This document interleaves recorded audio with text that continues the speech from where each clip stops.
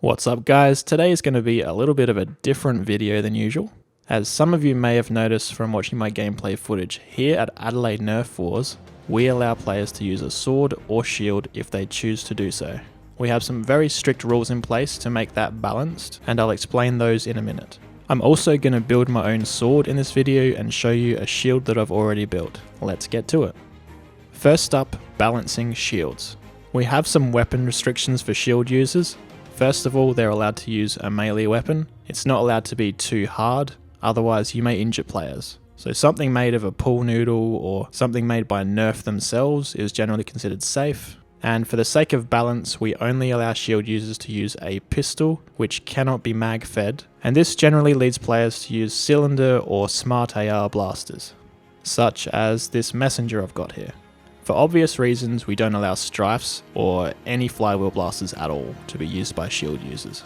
That would just be too overpowered. We also have some additional things that will outright kill a shield user. If they're hit by a sock or a grenade or a rocket, the shield user is immediately dead, even if that hit their shield or weapon. We don't have any shield breaking mechanics, we just have that the shield user is dead. That seems to work for us. Now let's have a look at my shield. For this, I've just used transparent roofing material and some 15mm PVC. I did kind of a frame around it with 15mm pipe, elbows and T's, and made two little handles that your arm slips into, and it's ambidextrous, so I can actually switch arms. If there's an opponent on my right hand side, I can go lefty-handed, or otherwise the rest of the time I'll be using the shield in my left hand.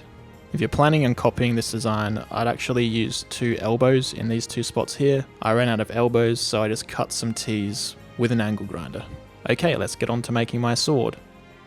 Now I've already taken 20mm PVC and found that that fits inside this pool noodle that I bought from Big W in Australia. This is just 20mm PVC, class 12, kind of stuff you'll find at an irrigation store or Bunnings or any of those.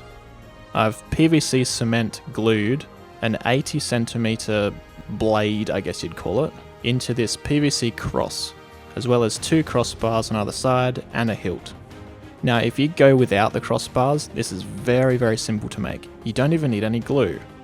Now the first step in assembling this is taking my pool noodle and measuring from the top of the cross to the end of the PVC, and then adding a couple of inches for safety.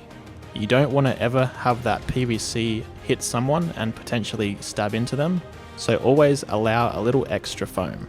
Now with the blade being so long and the PVC being such a perfect fit for inside this pool noodle, the blade itself can just friction fit.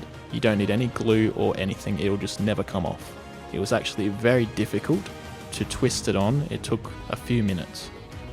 As for the crossbars, again allow a little extra, maybe 2 inches of foam on the end of the PVC. And for this I'm just using a general purpose glue and twisting it on to get good coverage, wiping off excess glue with just a rag. Now because this is just going to be a one-handed sword, for aesthetics I'm going to do a pommel as well out of the same pool noodle, again allowing about 1 or 2 inches for safety. And finally, wrapping this up, well, that's kind of a pun unintended, I'm taking some tennis racket wrap and just using the wrap tape to give it a good grip. You want to start up higher so that it covers where the cross joins into the PVC, otherwise that could be uncomfortable on your hand, and just do a diagonal kind of twist to it. And that's all there is to it. It's very simple to make a safe melee weapon, and with the rules I discussed earlier, it's pretty easy to balance them too. So you can look forward to me using this in the future in some gameplay. It's not going to be replacing my longshot anytime soon as a majority of the time used setup. This will just be a fun thing that I pull out every now and then.